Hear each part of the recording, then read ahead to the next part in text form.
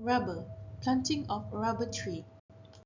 At the end of this topic, you will be able to describe basic preparation to plant rubber tree and able to describe basic operation in rubber planting. Rubber planting, part 3. Holing and planting of rubber. Holing. The purpose of holing is to make the planting soil friable. This will ease the root formation in the early development of the plant growth. During the holing activity, it will remove the pebble, stone, or other hardy material that might exist in the planting point. Additionally, it can remove the old stumps, roots, or previous mass that could be a source of root disease. Holing can ease the seedlings planting process. For holing, the planting hole size is 45 cm times 45 cm times 45 cm. During the field planting, 120 grams of the rock phosphate is applied per planting hole. Planting material.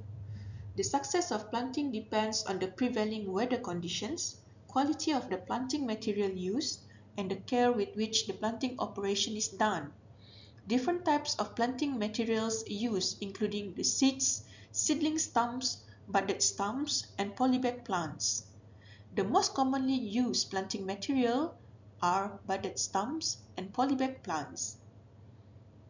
Planting material using seeds.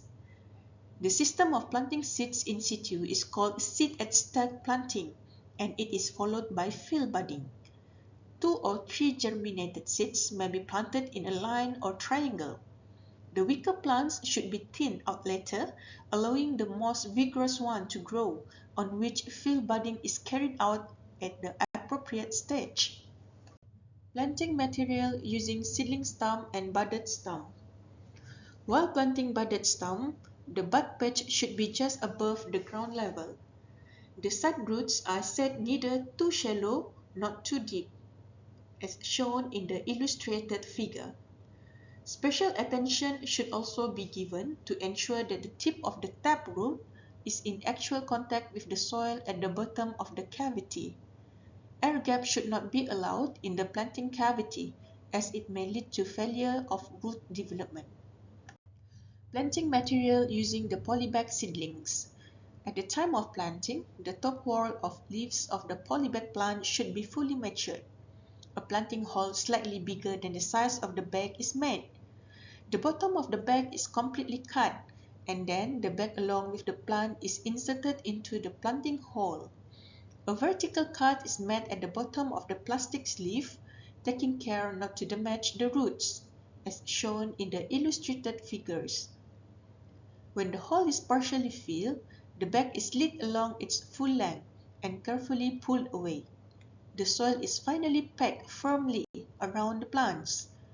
While planting, the scion of the polybag plants should be directed towards northeast to minimize the adverse effect of direct sunlight on the bud patch. This figure shows the pollarding activities of branch induction.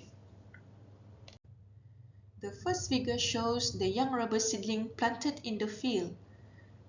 The second figure shows the immature rubber plantation, and the third figure shows the matured rubber plantation. End of part 3.